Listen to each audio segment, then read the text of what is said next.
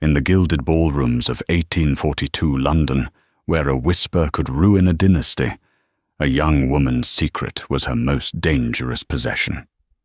Genesis Evans, a name few recognized, attended the season's most lavish event with a singular, vengeful purpose. Believing herself hidden, she confessed the desperate plot that drove her, a truth that could see her imprisoned. But in the suffocating silence of the shadows, just inches away, stood the one man she meant to destroy. The powerful and reclusive Duke of Ashworth. He heard every word. And in that moment, the huntress unknowingly became the prey. The Henderson ball was an assault on the senses.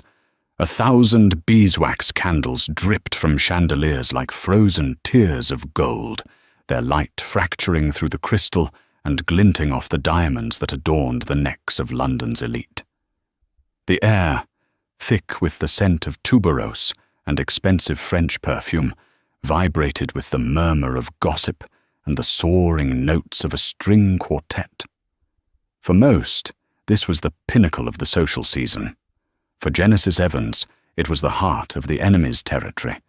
Her gown, a deep sapphire silk borrowed from her cousin, felt like a costume. The pearls at her throat felt like a noose. Every smile she offered was a carefully sharpened blade.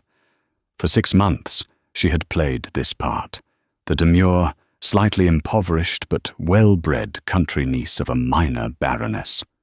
It was a lie, of course. Her father, Thomas Evans, had once been a titan of trade, his merchant fleet the envy of the East India Company. Then came the ruin. A single, catastrophic deal, a whisper of fraud, and their name had been dragged through the mud, their fortune evaporating like sea spray on hot sand. Her father, broken, had wasted away within the year. But Genesis knew it wasn't a simple failed venture. It was sabotage. And her father's last, fevered whispers had given her a name. Ashworth, the previous Duke of Ashworth, a man whose rapacious investments were legendary. Now, her target was the son, Gideon, the current Duke of Ashworth. He was a phantom in his own world, rarely seen, his name spoken with a mixture of awe and apprehension. They called him the Silent Duke. She'd caught a glimpse of him earlier, a tall, imposing figure with hair as dark as midnight and a face that looked as if it were carved from unforgiving granite. He didn't mingle. He watched, his grey eyes missing nothing, his presence a pocket of cold silence in the simmering heat of the ballroom. Her nerves were fraying. She needed a moment away from the prying eyes and saccharine smiles. Spotting her cousin Beatrice fanning herself near the French doors that led to the terrace, Genesis navigated the sea of silk and broadcloth. "Beatrice, a moment," she murmured, her voice tight. Beatrice, a kind soul with more heart than cunning, followed her cousin's urgent tug. Genesis led them not to the crowded terrace, but to a small, forgotten alcove behind a monstrously large tapestry depicting some forgotten battle. The heavy fabric muffled the orchestra, creating an illusion of privacy. "Good heavens, Jen, you look as though you've seen a ghost," Beatrice whispered, her brow furrowed with concern. "Worse," Genesis breathed, pressing her gloved fingers to her temples. "I saw him. The Duke. He looks formidable, unapproachable.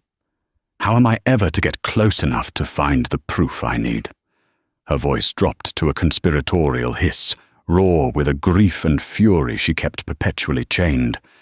"It's been months, Beatrice. I've smiled until my face aches.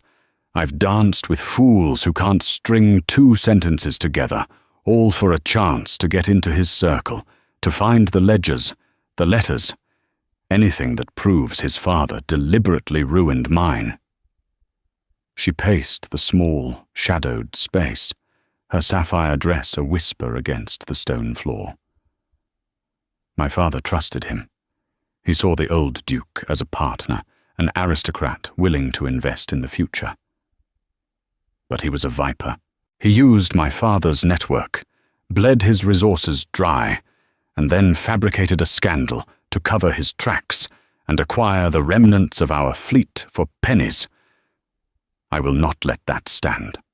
I will see the Ashworth name ruined, just as they ruined ours. I will find the evidence, and I will deliver it to the Times myself. Let the world see the rot beneath the gilded surface of their noble house. Her confession hung in the air, vibrating with a dangerous, desperate energy.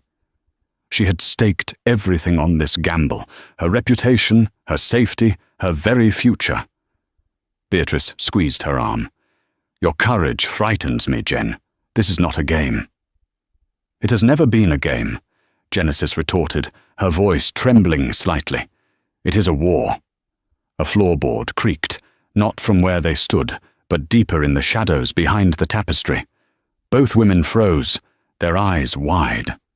Beatrice pressed a hand to her mouth. They listened, their hearts hammering against their ribs. Silence. After a long moment, they dismissed it as the settling of the old house. But they were wrong. Deeper in the alcove, concealed by a velvet curtain that cordoned off a small, unused passage, a figure stood utterly still. Gideon, the Duke of Ashworth, had retreated there 30 minutes prior, seeking refuge from the relentless tide of society. He had wanted only a moment of quiet with his brandy. Instead, he had been served a confession of intended treason against his house, delivered with the ferocity of a battle cry. He hadn't moved a muscle. He had listened to every syllable, every tremor of rage and pain in the unknown woman's voice. He had heard the name of his late father, a man he respected, but never truly knew, branded a thief and a viper. Most men would have felt outrage, a desire to step out, to crush the accuser with the sheer weight of his title. Gideon felt something else entirely, a chilling, electrifying surge of curiosity. He didn't know if her accusations were true. His father's affairs had been a labyrinth of ruthless complexity, but he was struck by the raw audacity of her plan. The woman in the sapphire gown was not just another debutante. She was a soldier on a secret campaign. He remained in the darkness, silent as the stone around him. Long after the rustle of silk faded and the two women had melted back into the ballroom, he swirled the brandy in his glass, the amber liquid catching a sliver of light. He now knew her purpose. He knew her secret. And Genesis Evans had no idea that the man she planned to ruin was now listening to the frantic beat of her own unsuspecting heart from only a few feet away. The game, he thought, had just become infinitely more interesting. For 3 days, Genesis lived in a state of heightened paranoia. Every glance from a stranger felt like an accusation. Every whisper in a drawing room seemed to contain her name. The memory of the creaking floorboard haunted her, a constant, nagging fear that her secret was no longer her own. She saw the Duke of Ashworth at a musical 2 nights later, but he remained across the room, an unmoving sentinel, his gaze sweeping over the crowd, but never, she thought, lingering on her. It was a small comfort. Her plan felt stalled, her courage faltering. She was an outsider, and the walls protecting the Duke and his family secrets were proving to be impenetrable. She needed an invitation to his home, access to his study, his library, anything. But such an invitation was unthinkable. On the 4th day, a footman delivered an envelope to her aunt's townhouse. It was thick, creamy cardstock, sealed with a heavy wax signet bearing the Ashworth crest, a stoic, unblinking owl. Genesis's heart leaped into her throat. Beatrice, who was with her in the morning room, gasped as Genesis broke the seal. It was not the formal party invitation she might have, in her wildest dreams, expected. The script was stark, masculine, and devoid of pleasantries. Miss Evans, be at the Serpentine Bridge in Hyde Park at the hour of 10 tomorrow morning. Come alone. We have a matter of mutual interest to discuss. Ashworth. There was no request, only a command. It was audacious, improper, and utterly terrifying. You cannot go, Beatrice said, her voice barely a whisper. Jen, this is a trap. He knows.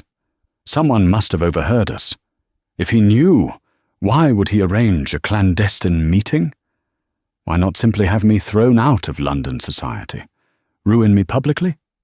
Genesis reasoned, though her own mind was a whirlwind of panic and confusion. No, this is something else. He cannot possibly know the truth.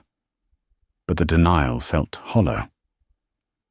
What mutual interest could the Duke of Ashworth possibly have with the niece of a country baroness? Beatrice pressed, her eyes wide with fear for her cousin.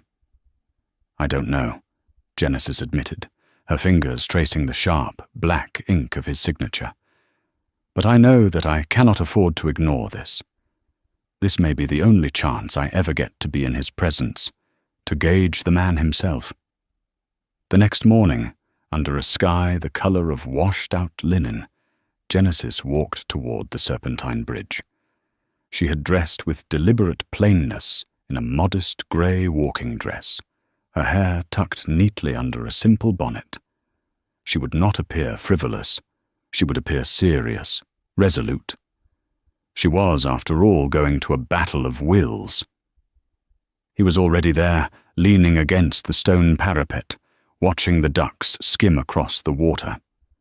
He was dressed not as a duke, but as a gentleman out for a morning stroll, in a dark, perfectly tailored coat and grey trousers, his dark hair ruffled by the breeze. Without the oppressive formality of the ballroom, he seemed younger, yet no less imposing. As she approached, he turned. His grey eyes, clear and startlingly direct in the daylight, met hers. There was no warmth in them, but there was an unnerving intelligence.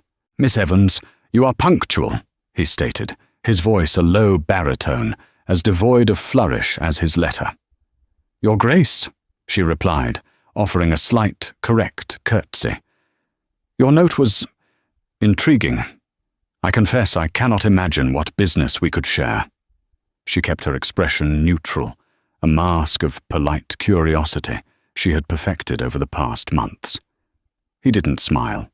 He simply watched her, his gaze so intense she felt like a butterfly pinned to a board. Let us dispense with the tiresome charade, shall we?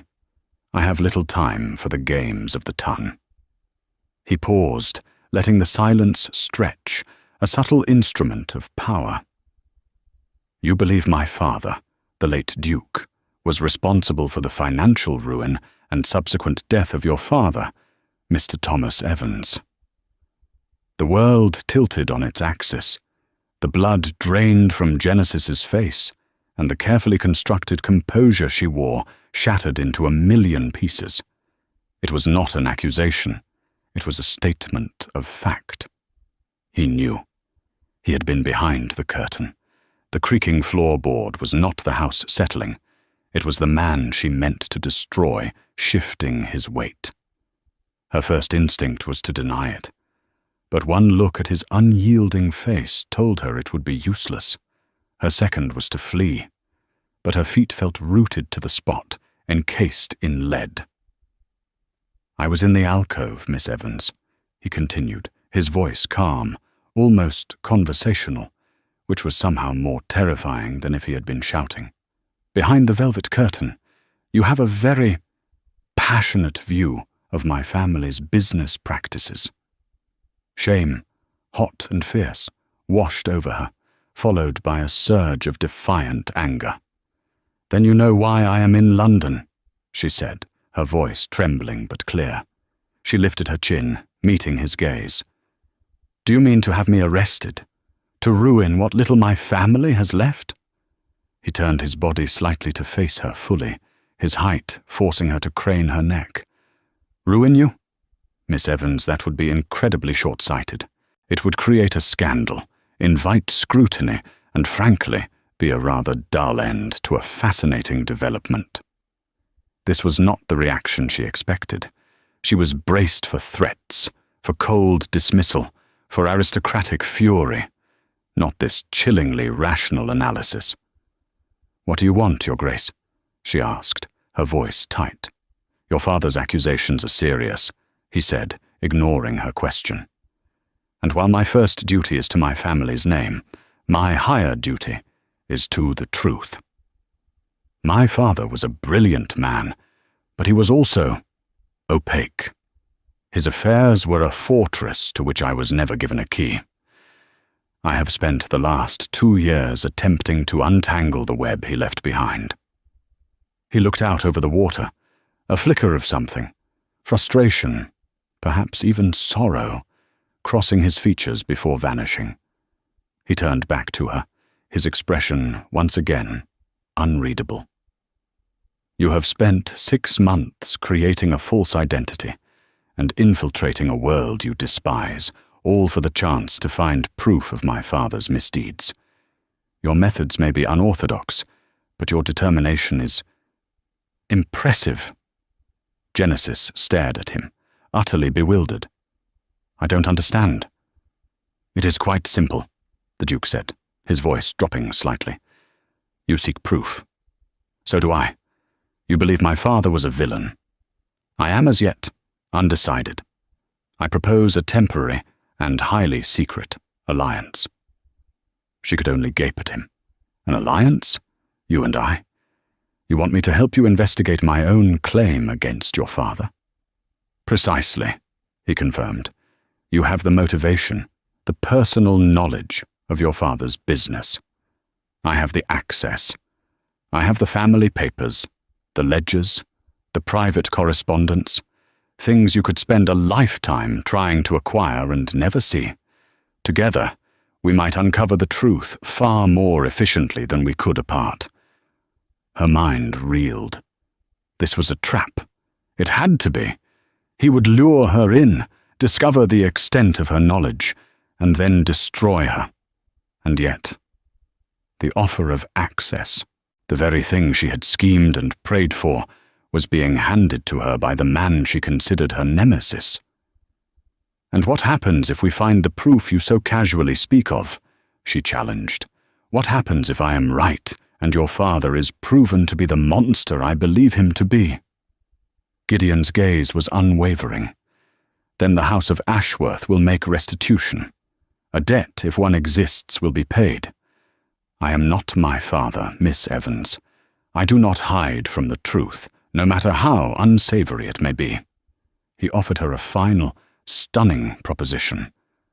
"But I will not do this alone. I need your fire. I need your conviction. So we shall do this together. Or I shall expose you this afternoon as a charlatan and a schemer, and your quest for vengeance will end before it has truly begun. The choice is yours." He stood there, a figure of immense power, offering her not a threat, but a choice. A terrible, impossible choice. Work with the devil to prove he was a devil, or be cast into the fire. For Genesis Evans, whose entire world had narrowed to a single point of vengeance, there was, she realized, no choice at all. The Ashworth House Library was not a room. It was a cathedral dedicated to the written word. 2 stories of mahogany shelves groaned under the weight of leather-bound volumes, rising to a vaulted ceiling where a pale, watery sunlight filtered through a glass dome. A scent of old paper, leather, and beeswax hung in the air, a perfume of history and secrets. Genesis had dreamed of gaining access to a place like this, but now that she stood in its hallowed center, she felt like a trespasser in a lion's den. Their alliance began 2 days after the meeting in the park. The Duke had sent a carriage for her, under the pretense of her aunt wanting to borrow a book from the famed Ashworth collection, a plausible, if thin, excuse. She was led not to a drawing room, but directly to this magnificent library. Gideon was waiting for her, standing by a massive oak desk cluttered with stacks of ledgers, deed boxes, and piles of folded letters tied with faded ribbon. He had shed his formal coat, and his cravat was slightly loosened. For the first time, he looked less like a duke and more like a scholar grappling with an impossible puzzle. "Welcome to the archives of my father's life, Miss Evans," he said, his tone dry. He gestured to the chaotic desk. "Somewhere in this mountain of paper, the truth of his dealings with your father presumably lies." For the next several weeks, this became their secret ritual. Twice a week, Genesis would arrive at Ashworth House, her heart a frantic drum against her ribs. They worked in a charged silence, broken only by the rustle of paper, the scratch of a nib, or a low muttered question. She learned to read the language of his father's business, columns of figures that spoke of ships and cargo, of profit and loss, of calculated risks and devastating failures. Gideon, she discovered, was possessed of a formidable intellect. He was methodical, patient, and utterly relentless. He saw patterns she missed, connections between seemingly unrelated accounts. He never spoke of his father with affection, but with a kind of detached, analytical respect, as one might speak of a complex and dangerous force of nature. Genesis, in turn, provided the context. "This date," she'd say, pointing a finger at an entry. "This corresponds with the monsoon season in the Bay of Bengal. My father would never have routed a silk shipment through the Andaman Sea at that time. It was too risky. He must have been pressured." Gideon would nod slowly, his grey eyes fixed on the page, absorbing the information. Pressure from whom? That was the question that haunted them. The ledgers were immaculate, the figures balanced. There was no clear evidence of fraud, no paper trail that screamed sabotage. It was all frustratingly, maddeningly opaque. During these long hours, the rigid lines of their initial animosity began to blur. She started to see the man behind the ducal coronet. She saw the weight of his legacy in the tense set of his shoulders, the loneliness in the way he would sometimes stare out the library window at the manicured gardens, as if looking at a world to which he didn't fully belong. He, in turn, began to see beyond her quest for vengeance. He saw the sharpness of her mind, the fierce loyalty that drove her, the quiet grief that still shadowed her eyes when she thought he wasn't looking.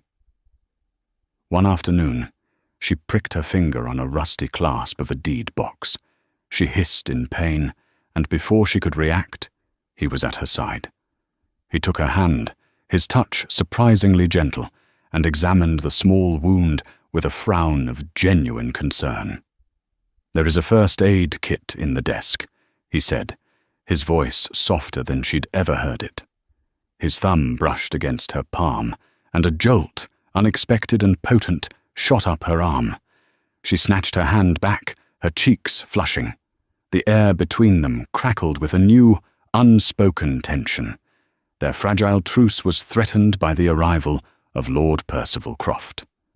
A distant cousin of the Duke, Percival was everything Gideon was not: charming, effusive, and a constant presence in every ballroom and drawing room. He had a reputation as a shrewd investor, a man who had built a considerable fortune in the wake of others' misfortunes. He had begun paying particular attention to Genesis, his compliments overly polished, his smile never quite reaching his pale blue eyes. Percival appeared at Ashworth House one afternoon, strolling into the library unannounced. Genesis froze, terrified their secret work would be exposed. "Gideon, hiding away with your dusty books as usual," Percival said with a laugh, his gaze immediately landing on Genesis. "And Miss Evans, what a delightful surprise. I wasn't aware you were a student of ancient history." "Miss Evans has a keen interest in 18th century poetry," Gideon replied smoothly, moving to stand partially in front of the desk, shielding the open ledgers from view. She was kind enough to offer her opinion on some of my collection. Percival's smile widened, but it held a predatory glint. How resourceful of you, Miss Evans. The Duke's collection is legendary. One must be clever to gain access to such treasures. His eyes swept over her, an insolent appraisal that made her skin crawl. He then turned his attention back to Gideon. Speaking of treasures, I've just concluded a rather brilliant deal on some shipping assets out of Liverpool. Belonged to a bankrupt merchant. It's astonishing what one can acquire when a man's luck turns sour. The casual cruelty in his tone was like a physical blow to Genesis. It was the voice of the circling vulture, the profiteer of ruin. She looked at Gideon, whose face had become a mask of cold fury. His jaw was clenched so tightly a muscle jumped in his cheek. "Luck is a fickle thing, Percival," Gideon said, his voice dangerously quiet. "Be sure it doesn't turn on you." After Percival finally departed, leaving a trail of cloying cologne in his wake, the library felt cold. "He is the kind of man my father despised," Genesis said, her voice shaking with repressed anger. "Men who see ruin as an opportunity." "He is a symptom of the age," Gideon replied, his gaze distant.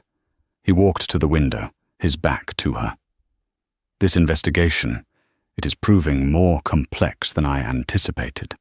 The books are clean. Too clean. It's as if my father's dealings were deliberately designed to be impenetrable, a fortress of numbers." A sliver of her old suspicion returned. Was this all a performance? Was Gideon merely feigning this search, leading her on a fruitless chase until her spirit broke, and she simply gave up? Perhaps he was protecting his father after all, using this alliance as the most effective defense imaginable. "Perhaps you are not looking hard enough, Your Grace," she said, her tone sharp. "Or perhaps you are afraid of what you might find." He turned from the window, and for the first time, she saw a flash of raw hurt in his eyes before it was replaced by his usual guarded expression. "Do not mistake my methodology for a lack of resolve, Miss Evans," he said, his voice clipped. "And do not ever presume to know what I fear." The chasm between them had opened once more. They were back where they started, the avenging daughter and the defensive son, bound together in an alliance of shadows and parchment, each wondering if the other was, in fact, the real enemy. The chill that descended upon the library lingered for days. Genesis and Gideon resumed their work, but the easy rhythm they had found was gone, replaced by a stiff formality. The spark of trust that had been kindled felt extinguished, and Genesis's doubts festered. Was he truly her ally, or was he a master manipulator, playing a long game to protect his family's name? The answer, she feared, lay in his unwillingness to find fault in the ledgers. He saw impeccable accounting. She saw a sophisticated deception. The truth remained buried, and her frustration mounted. The social season, meanwhile, continued its relentless churn, and both were compelled to attend the Duchess of Richmond's annual masquerade ball. Genesis, clad in a gown of silver brocade and a simple domino mask, felt the familiar sense of alienation amidst the glittering throng. She had no taste for these games anymore. Her reality was the dusty scent of old paper and the unsettling grey of the Duke's eyes. Lord Percival Croft found her by the refreshment table, his costume a flamboyant Venetian nobleman, his mask doing little to hide the smug curl of his lips. "Miss Evans, a vision in silver," he purred, taking her hand and brushing his lips over her knuckles. "I find you are always in the most interesting company. First the silent Duke, and now me." "Lord Percival," she replied, gently retrieving her hand. "You seem to be everywhere this season." One must cultivate one's opportunities, he said, his eyes glinting. Speaking of which, I've been doing a little reading of my own. Not poetry, like you and my dear cousin, but histories. Particularly the histories of merchant families. It's fascinating how quickly some can rise, and how tragically they can fall. The Evans, for instance. A sad tale. Genesis's blood ran cold.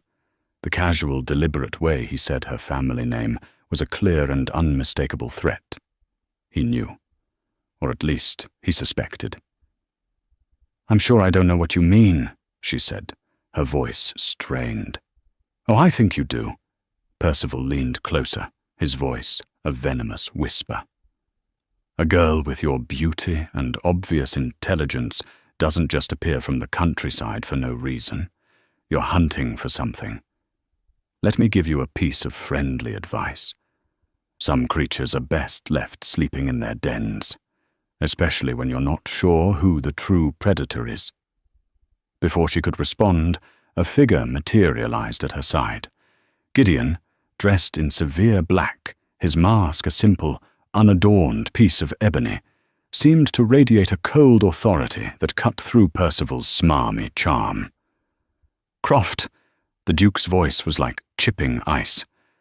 "I believe the lady was finding your history lesson tiresome."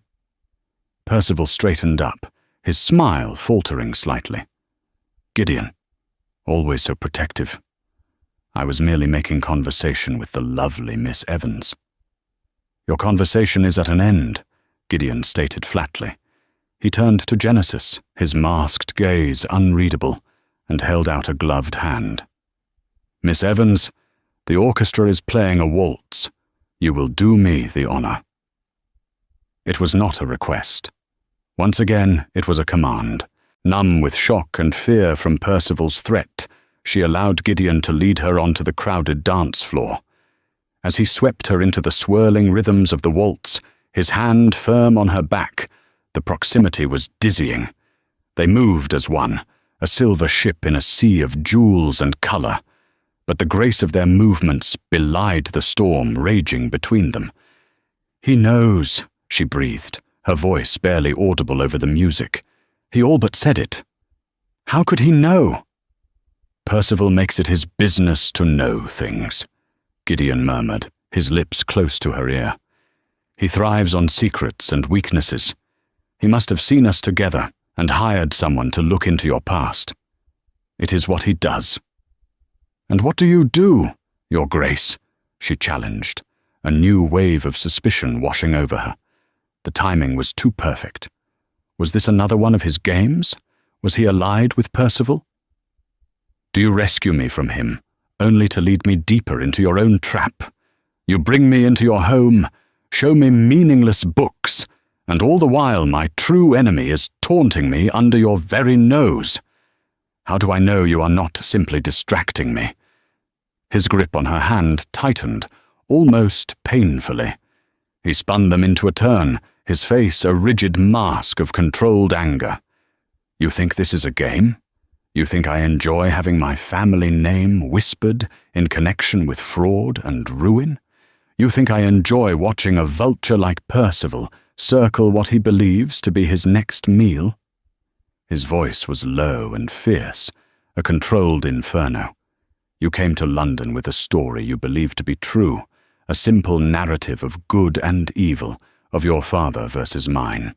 The world is not that simple, Miss Evans. You accuse me of not looking hard enough. The truth is, I suspect the crime is not in the ledgers themselves, but in what is absent from them." They danced in a tense, furious silence for a moment, their bodies communicating a conflict their words could not. He was right.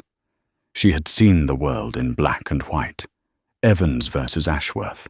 But Percival's appearance, his vile insinuations, had introduced a sickening shade of grey. As the waltz came to its final dramatic chord, Gideon held her a moment longer than was proper, his eyes boring into hers through the holes of his mask. "Percival is a threat," he said, his voice low and urgent.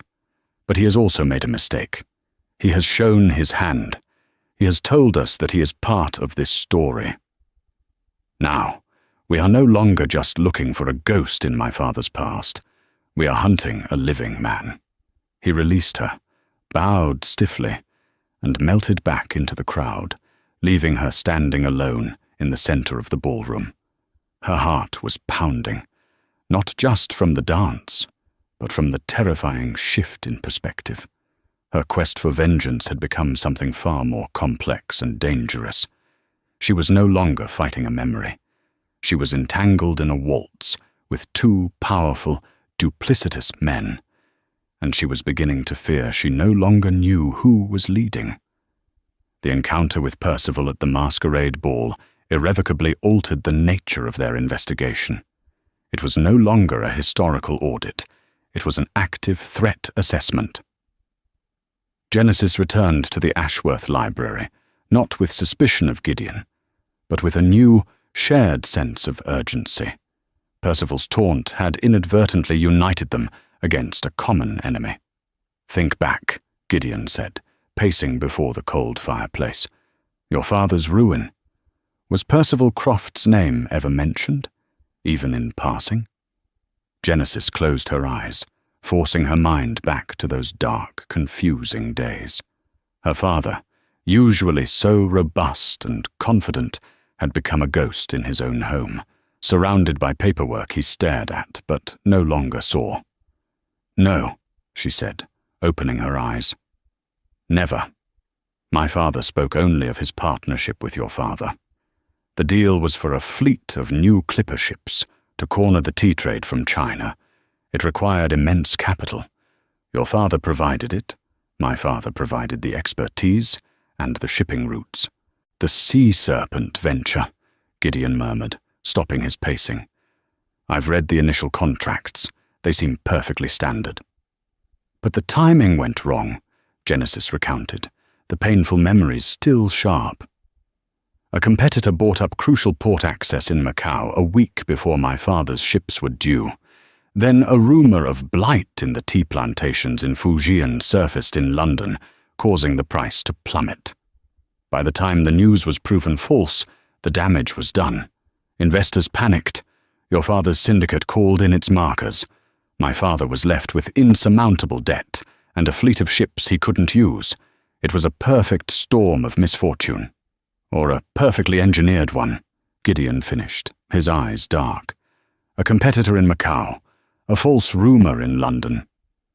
He strode to a section of the library they had previously ignored, the shelves containing the late Duke's personal effects, his journals and private correspondence, which Gideon had been reluctant to profane. Now, however, there was no choice. For hours they sifted through letters, diary entries and appointment books. They found records of his father's meetings with politicians, artists and aristocrats, but precious little about business. The old Duke, it seemed, compartmentalized his life with obsessive precision. It was Genesis who found it. Tucked inside a heavy, leather-bound volume of Shakespeare's tragedies was a small, slim book, no larger than her hand. It was a private cash ledger, its entries written in a tiny, spidery script. It was not a business account, but a personal one. "Gideon, look," she whispered, her voice trembling with anticipation.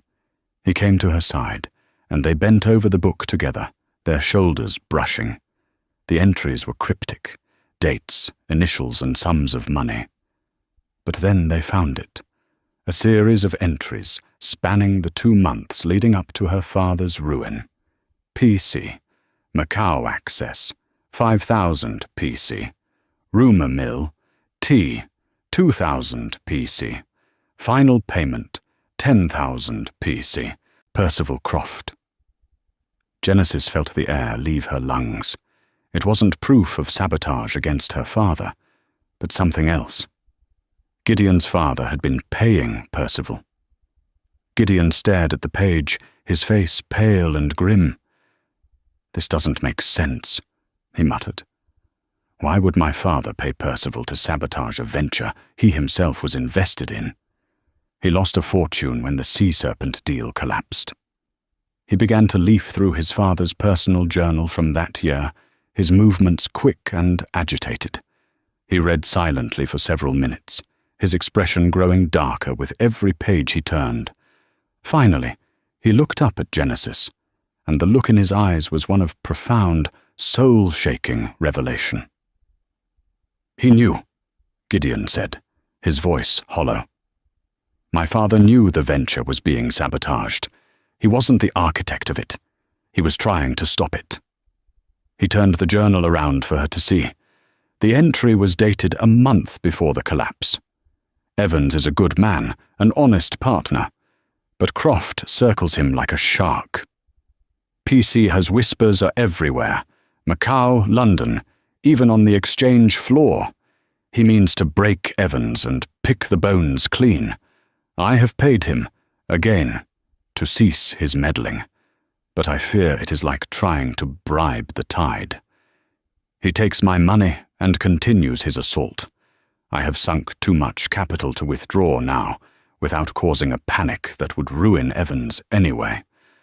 I am trapped. I must find another way to counter him. The world reordered itself in Genesis's mind.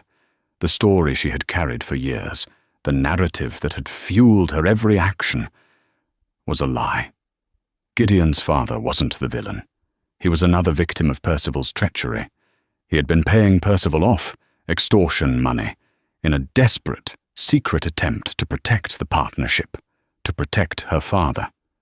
When it failed, the proud, secretive Duke had been unable to admit his failure, unable to reveal he'd been blackmailed by a man like Croft.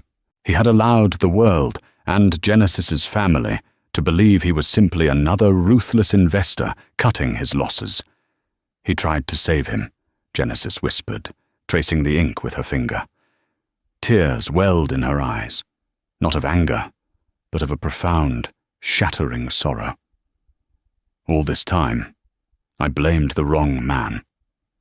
My father's sin wasn't malice, Gideon said softly, his voice thick with a complex mix of emotions. It was pride. He would rather be seen as a monster than as a victim. He couldn't bear the shame of being outmaneuvered by a jackal like Croft. The truth was more complex and more tragic than she could have ever imagined. Percival Croft had not only ruined her father, but he had also cleverly framed the Duke, playing on his arrogance and secrecy. He'd allowed the world to construct a false narrative while he walked away with the real prize. The Evans fleet, which they now knew he must have acquired for a pittance through a third party after the bankruptcy. The ghost they had been hunting in the ledgers had a name and a face, and he was very much alive.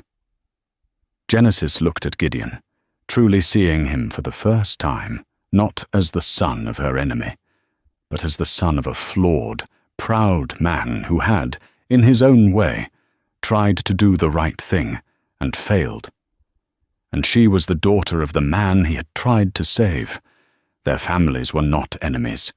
They were casualties of the same war, fought by the same villain. "What do we do now?" she asked, her voice quiet but steady, her quest for vengeance now transformed into a burning need for justice.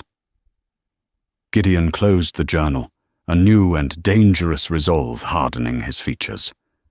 "We expose him," he said, his voice ringing with cold steel. My father could not do it without admitting his own weakness. I, however, have no such compunctions. Percival wanted a war of whispers and shadows. It's time we dragged him into the light. The plan was audacious, risky, and hinged entirely on Percival Croft's two great weaknesses, his greed and his arrogance. Gideon knew his cousin frequented a high-stakes, unofficial gambling club that met in the back rooms of a private Mayfair hotel, a place where fortunes were won and lost on a single hand of cards. It was there, among the predators of the ton, that they would set their trap. Their weapon was the small, private ledger. It was damning, but not conclusive. In a court of law, it might be dismissed, but in the court of public opinion, wielded correctly, it would be a guillotine.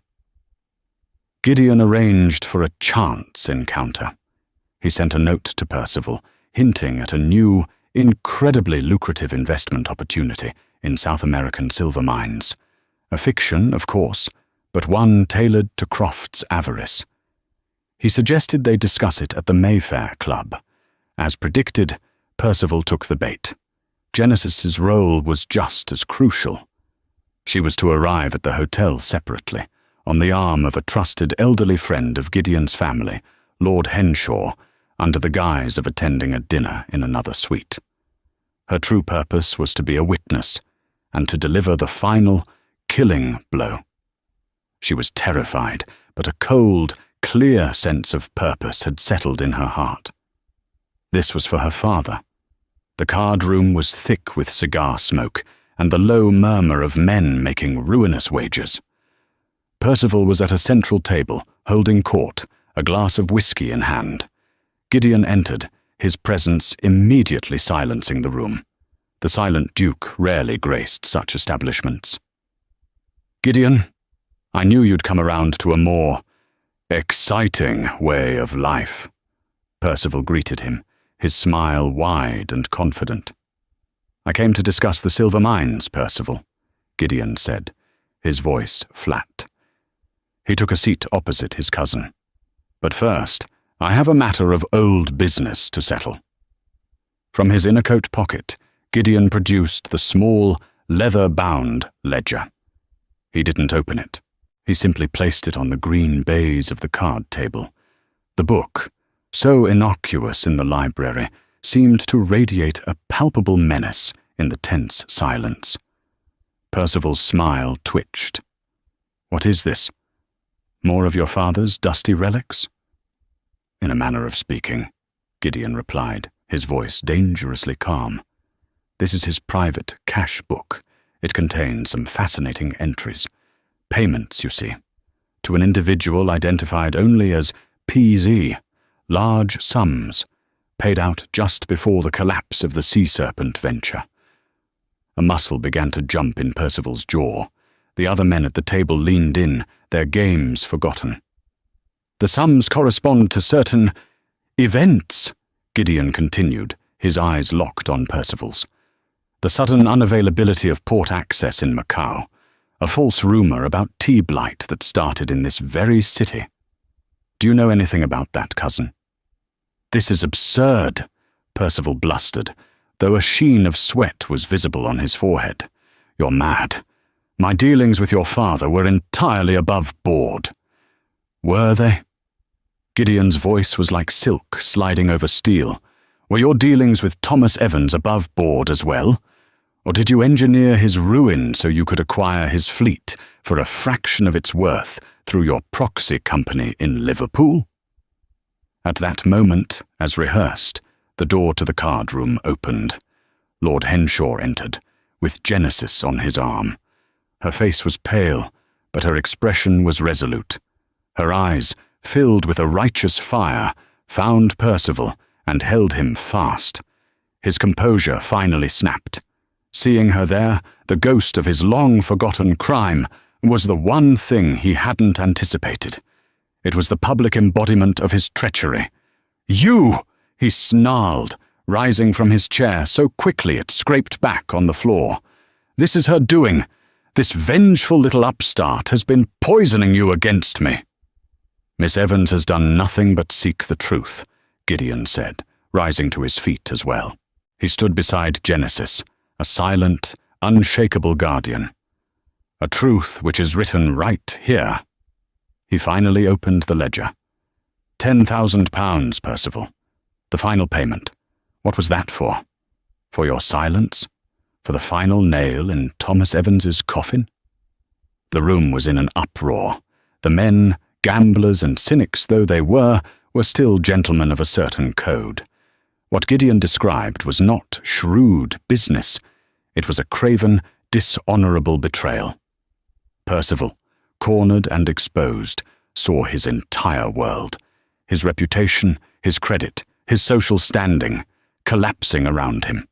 He lunged, not at Gideon, but at the table, his hand grasping for the ledger. He would destroy the evidence. But Gideon was faster. He caught Percival's wrist in an iron grip. For a moment, the two men were locked in a silent struggle, a tableau of raw, familial hatred. "It's over, Percival," Gideon said, his voice low and final. Defeated, Percival tore his arm away. His face was a mask of pure venom. He looked at Gideon, then at Genesis, and finally at the ring of accusing faces around him. Without another word, he turned and stormed from the room, pushing his way through the stunned onlookers. He would not be seen in London society again. His ruin was complete. In the sudden, quiet aftermath, Genesis found she was trembling. It was over. The fight that had consumed her for so long was finally, truly over. Justice, sharp and unequivocal, had been served. Gideon's hand came to rest gently on her arm. "Are you all right?" he asked, his voice laced with a concern that was no longer hidden behind a mask of ducal indifference. She looked up at him. At this man she had once sworn to destroy, this man who had become her unlikely confessor, her partner, her protector. In his eyes, she saw not the arrogance of a duke, but the relief of a son who had finally settled his father's last, most painful debt. "Yes," she whispered, a single tear tracing a path down her cheek. "I am now." Lord Henshaw cleared his throat. "Well, Ashworth," the old man said with a gruff but approving nod. "That was rather well done. Now, I believe Miss Evans could use a brandy. And so, for that matter, could I." As Lord Henshaw steered them from the room, Genesis knew that more than one ghost had been laid to rest tonight. The weight of her vengeance lifted, leaving behind a quiet, uncertain space, filled only by the steadying presence of the man beside her. In the weeks following Percival Croft's public disgrace, a quiet peace settled over Genesis's life. The story had ripped through the ton, and while the details were salacious gossip for most, for Genesis they were a vindication. The Duke of Ashworth, true to his word, had seen to the rest. He used his immense influence to not only clear the Evans name, but to restore it.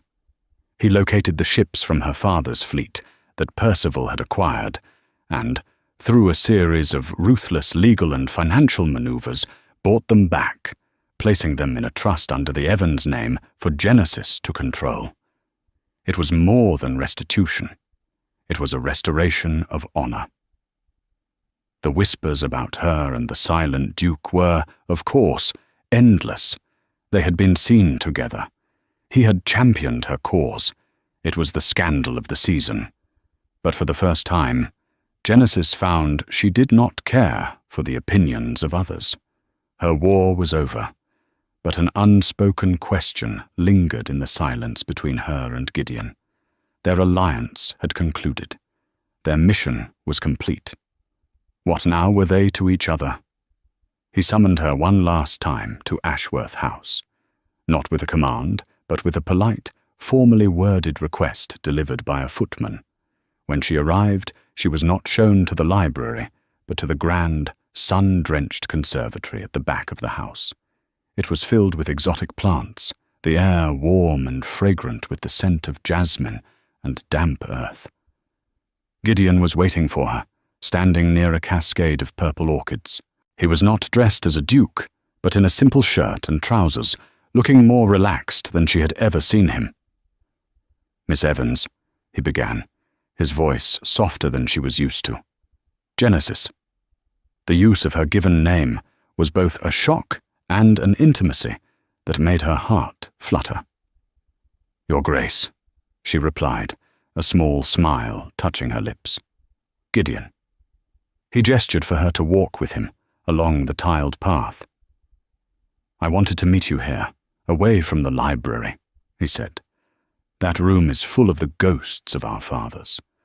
full of secrets and vengeance. I thought it was time we found a space of our own. They walked in a comfortable silence for a moment, the frantic energy that had defined their relationship replaced by a quiet, contemplative calm. "My father's name is clear," she said, her voice filled with a gratitude so deep it was almost painful. "You have given my family back its honor. I can never repay you." "There is no debt between us," he said, stopping by a small iron bench. He turned to face her, his grey eyes serious. "What I did for my own house as much as for yours. My father's honor required it." He paused, and a rare vulnerability entered his expression. "But there is something more I must confess." He led her to a quiet corner, partially shielded from the rest of the conservatory by the broad leaves of a palm tree. It felt, in a strange way, like the alcove where their story began, but this time it was a sanctuary of light, not a cavern of shadow. "That night at the Henderson ball," he began, his voice low, "when I stood behind that curtain, listening to you, I did not just hear a plan for revenge. I heard a woman whose heart had been broken by injustice.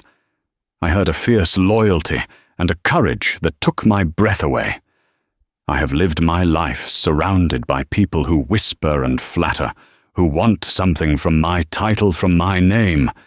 But you wanted to tear it all down in the name of truth." He took a step closer, his gaze intense. "I did not enter into our alliance just to discover the truth about my father. I did it because I had to know the woman who would dare to challenge a duke with nothing but her own conviction. I did it because I was, from the moment I heard your confession, utterly captivated." Genesis's heart hammered against her ribs. This was a confession far more dangerous and profound than the one she had made all those weeks ago. "Gideon, she started, but the words caught in her throat. "I know the world will say this is impossible," he continued, his voice urgent, passionate. "A duke and a merchant's daughter. They will say I am mad. But I have spent my entire life doing what is expected, upholding traditions, carrying the weight of a name I didn't choose. For once, I will do what I want." He reached out and took her hands, his grip firm and warm. "I fell in love with you, Genesis Evans, behind a curtain in a crowded ballroom. I fell in love with your fire, your intelligence, and the honor you fought so desperately to reclaim. I do not want our alliance to end." Tears streamed freely down her face, but they were tears of joy, of a release so profound it left her weak. All the anger, all the pain she had carried for so long had been replaced by something she never thought she would feel again, a soaring, terrifying, beautiful hope. "I thought you were my enemy," she whispered. "I came to London to ruin you." A small, genuine smile finally broke through his severe expression, transforming his face. "And instead," he said, his thumb gently wiping a tear from her cheek, "you have saved me. From my past, from my loneliness, from a life of silence." He leaned in, and behind a curtain of green leaves and fragrant blossoms, he confessed his own secret. Not with words, but with a kiss. It was a kiss that spoke of shared battles and vanquished ghosts, of a new beginning forged in the crucible of the past. It was a promise that their story, which had begun in a shadowed alcove of secrets and lies, would continue, finally, in the open sunlight of truth and love. And so, the story of the vengeful merchant's daughter and the silent duke comes to a close. Their journey began with a secret whispered in anger and ended with a truth confessed in love. They proved that sometimes the greatest treasures aren't found in ledgers or behind titles, but in the heart of an unlikely ally. They rewrote their families' histories, not with vengeance, but with justice and grace, finding a future neither could have ever imagined alone. If their story of secrets, betrayal, and unexpected love captured your heart, please don't let it end here. Help us bring more tales like this to life by hitting that like button, sharing this video with a fellow romance lover, and most importantly, subscribing to our channel. Click the notification bell so you never miss a story. Thank you for listening, and we'll see you in the next chapter.